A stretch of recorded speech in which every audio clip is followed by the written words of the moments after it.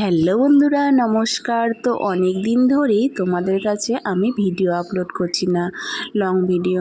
তো আজ ভাবলাম যে না, আমাদের এখানে প্রদীপ পাল এসেছে, সেটা তোমাদের না জানালে হয় কি করে।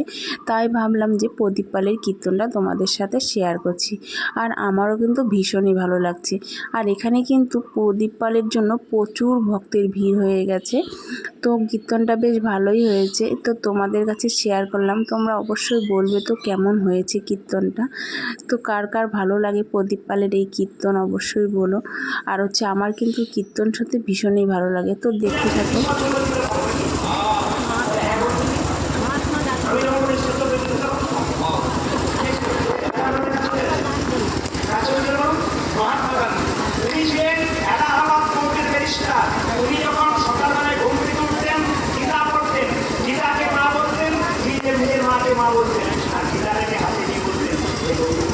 আমাকে সম্পদ দিও না, তোমার ভুলে যাও, বিপদটাও তোমার স্মরণ করে যাও।